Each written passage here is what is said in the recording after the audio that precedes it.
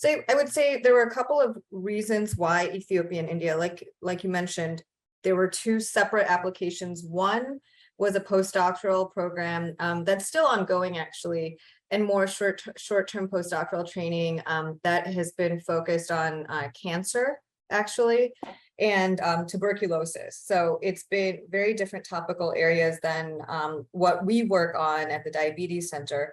And so that was Ethiopia. And on the India side, there were actually multiple programs that we were building on. On the India side, there was one longer term postdoctoral fellowship where I think fellows were brought in for something like 6 months to build out their own research program, and then went back home and executed those programs.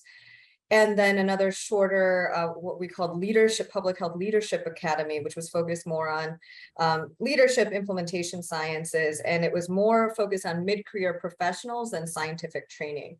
So because of these two programs, we also had institutional collaborators. We also at Emory, Ethiopia and India are both priority countries for collaboration. So there was that institutional environment that was very supportive, and we were able to leverage funds at the Emory level to additionally support the program. And then the other idea here was really an opportunity for South-South exchange, because there aren't that many opportunities for that. So oftentimes what happens is we have, studies that are funded in different countries, and at the consortium meeting that might happen once a year, a few people get to come out, and you always see that there's a lot of value, especially among, I think, the trainees. The PIs have been doing this for a long time. They've been interacting with people who are working in similar conditions and sort of getting inspired learning for decades often. But for trainees, it's oftentimes the first time you get exposed to someone living outside of your country, working in similar areas, and there's a lot of opportunity for growth and learning in that. And rather than making that something that's sort of a consequence of just the final sort of funding structure and making it like an exchange that happens at the end, we thought there could be value in bringing these trainees together from the get-go. And indeed, it has been very, very interesting, because the needs are different in partially because of our institutional collaborators. So we have different kinds of institutional collaborators. In Ethiopia, there's Addis Ababa University, that's a university setting. In India, it's CCDC, which is more of a non-governmental research institute. So really different kinds of fellows that we have available to us. But we do see that there is a lot of interesting interaction, I think, between the fellows, and ability to kind of also understand the setting in which people are working, and at the same time learn from situations that are just very different.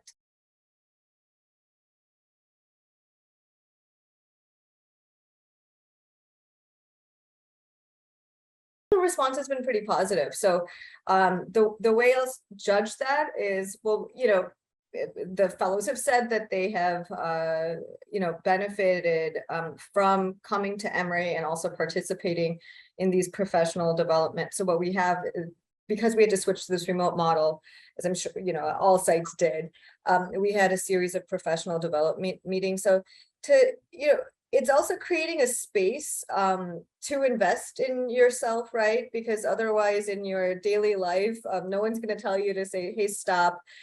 Let's talk about how to build a network, or let's talk about how to seek mentorship. So some of it is just creating that dedicated time and space for them to do it. Also giving them the resources, of course, because we'll bring in experts on these different issues. So there was that expressed, perception that they had benefited. I would say, as a training director, I also saw over time changes and improvements in their work, their ability to conduct themselves, especially, it was different sorts of changes. So for example, the Ethiopia researchers, like I said, are primarily clinicians who had relatively prior research experience. So their ability to think through a scientific question and present to a scientific audience, we could see that development over the course of the year and a half that we engaged with them. And I would say on the India side, these were more seasoned investigators between the beginning and the end, could just see how they were able to reach out and network, and how they had grown their collaborations, in the time that they were here. So that's one sort of, to me, indicator of, the program was doing a lot of the things we wanted it to do. We're now beginning to see some of the papers and pilot proposals and that sort of thing that were the deliverables for the program. Those have been slower coming, as they tend to be for any training program, but especially I think in the pandemic. I think the other thing is just the quality of applicants that we got in the second and third round, and the number of applications we got increased dramatically. So I don't have the numbers for you. Emily might be able to tell you that. But to me, that's another sign, that word was out on the street, and the former trainees promoted the program at their institutions, and based on that, there was interest in applying in the future. So there were some tougher decisions we had to make in the second and third years.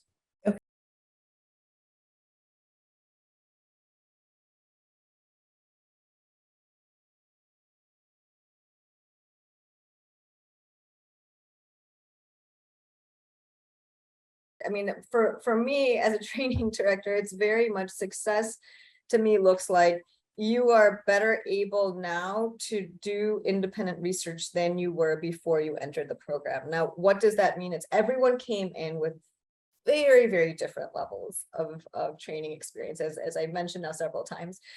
So we realized quickly that just saying that, producing this one manuscript and producing this pilot proposal and getting pilot funding, that wasn't going to be, uniformly, I don't think everyone was going to be able to achieve that. And so for some of them, it meant, sending them to classes on basic study design and survey data collection, and letting them, get to that stage of protocol development. Now, for others who've developed multiple protocols, for them, it's like, well, we expect you to be growing your collaborations, working with new people. And what I tell them, and I think this is the goal of any true postdoctoral program, is, until that point, you're oftentimes working on the science of somebody else, especially, I would say, in settings like India and Ethiopia, where there aren't as many programs to foster independence locally, right? So if you have a PhD and if you're smart, some very senior investigator is going to tap you and recruit you to, run a field study, or, do maybe data analysis or management for a series of projects. That's oftentimes the typical career trajectory. So what we tell them is, you clearly demonstrated success in running Dr. So-and-so's trials, and, writing all of these papers as maybe first author, but not really the scientific lead, not as the senior author. So this is the opportunity to kind of make something your own. And so we've told them, whatever paper you write in the first year, it should be a paper, and it should be a series of collaborations that let you build credibility in the area that is of interest to you. Because the other thing that we see is, someone might be really interested in eye disease, but they didn't really work on eye disease because there weren't jobs in eye disease, or, that sort of thing when they were first out. So what is it that they want to build their research in, then slowly begin building credibility in that field, so then they're in a position to have a biosketch that would let them get funded in that area.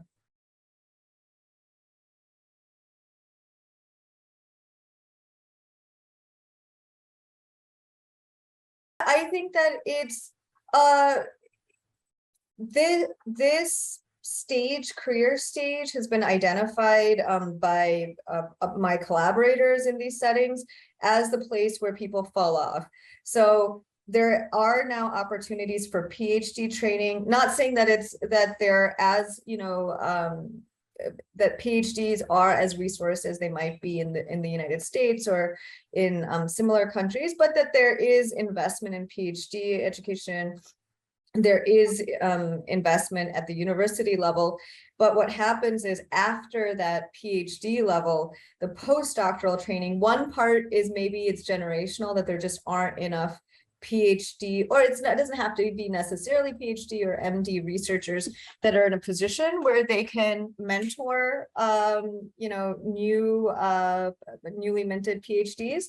And then there just aren't the same number of funding mechanisms and just structured opportunities. So what we hear from the fellows coming here, and I spend a lot of time in India, so outside of this program, what I hear from the fellows is, even if they have some sort of a program, they're feeling a little bit isolated and lost because there isn't necessarily a community of scholars that they can draw on that are at that level trying to build, an independent career. Again, a lot of it is oriented towards delivering tasks for a particular project for a particular PI. So there's just not much space to really develop that independence. And the reason why I think it's critically important is because if we want science that actually addresses the needs of diverse populations across the globe, the best ideas sort of being tested wherever they're important, then we need local scientific capacity. So part of it is, I think the way that our program is run and the way that these collaborations have worked is it's not really seen as, or I don't see it as sort of US investigators going out and helping Ethiopia and India as much as all of us coming together to develop the next generation of investigators to enhance our mutual collaborations. Because what I've seen already is, as I met an assistant professor level transitioning to associate, and at this level, if I look for my peers in India, where I've been working for a while, it's very hard to see people who are kind of at my peer level. They're very senior people, and then people who are just kind of fresh out or have sort of stagnated because they haven't had that dedicated research capacity. So whenever we're talking about who could we get outside of the senior PIs to be part of a particular program, it's oftentimes really difficult to find people, and that's because they've been stretched on and not able to really focus on their own research.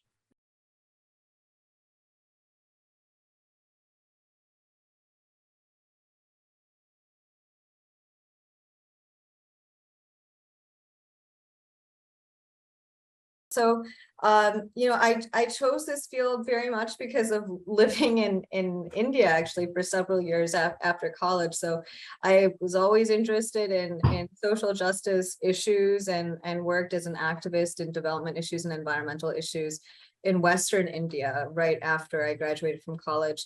And in the time that I was there, I became more interested in issues of undernutrition, women's health. And then in that process, decided I wanted to get public health training and wanted to connect sort of the evidence on health to what we were seeing in communities. And then that process just took me into a path of pure research. So I don't do as much of the community activism anymore. I'm engaged much more from a distance, but that was really how I got interested in social epidemiology, because it was a field to me that bridged the interests of communities with the evidence base. And I wanted to do research that could speak to that. And then in social epidemiology, we often talk about upstream and downstream causes of health. And I think social epidemiology is just a field that recognizes that both upstream and proximal risk factors are important. And so it's broad enough for me to engage with both of those interests. And to some extent, so some of the work I do in India is not directly, it's not looking at socioeconomic status and X. That might not be the way in which I think social epi is done, but I bring that lens to the work I do. And I think to some extent, the same driving forces that brought me to social epidemiology are the ones that kind of bring me to engage with programs like COALESCE and invest a lot of my time in mentoring scientists from places that haven't had as many opportunities in the past to get this kind of exposure.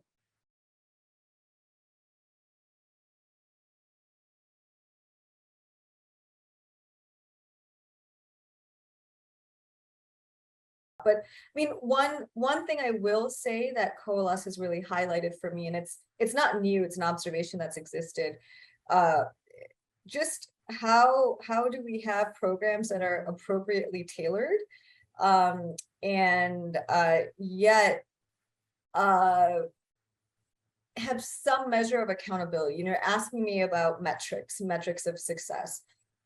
Very fair question, right? But what I find is when we have these uniform metrics of success, they may not adequately capture the actual progress of fellows. And so I think part of it is there's this mismatch there, and then the other part of it is how do you, and if it's a program, this isn't an ad hoc postdoc training you know, fellowship, like a one-off.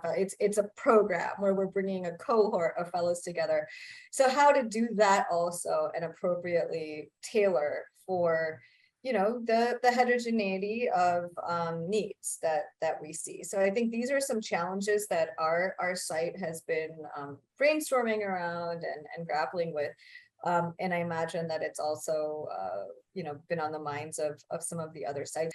And then I forget exactly how it goes, but just like if it doesn't get measured, it doesn't get done, right? Like that's, there's this business thinking, right? So when it comes to implementation and management, there's a lot of emphasis on measurement to kind of force growth. But I think what you said is more the reality. So I think reconciling all of that is one you know, ongoing process for us.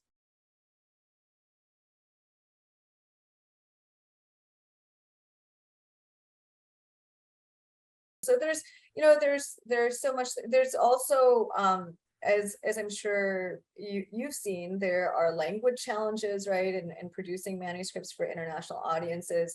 So something I've been interested in for many years, and in fact, I think it was I might have developed the slide deck for one of our earlier training programs, but it's just on scientific writing, and something I try and put into the fellows' minds early on, or just international collaborators, like, you may not take writing very seriously because that might not have mattered, especially for things like medical school and all of that. But if you take research seriously, writing is the way that you communicate. That's your currency too, right? For credibility, for dissemination, for everything. And you, I think in a lot of these systems, there just hasn't been that much emphasis on writing quality, even things like, you know, crossing T's and dotting I's, and it's sort of things like formatting. All of these things do appear like a waste of time, but trying to, you know, we have to spend time on that actually people will judge you based on these things. So there are those sorts of, you know, very, I would say, cosmetic and superficial challenges that are actually time-wise very substantial, right, to get through. So you have that. Then you have the data limitations locally. So this is one thing, is that you know, when fellows come, they're like, okay, well, I want to do a study like this, but there's no data for that, right? So what do they do? And so we say, well, if you're really passionate about the method, you know, you could still do this study with US data, if your goal is to learn the method. But if your goal is to, you know, apply it in country, and you want to generate knowledge about something happening in country, you're going to have to change your research question, right? Like these are the hard truths, you know. It's that. And then you know, once you do the research, all of that, it's finding an audience that's interested, because that you know, that demand is kind of getting there, let's say.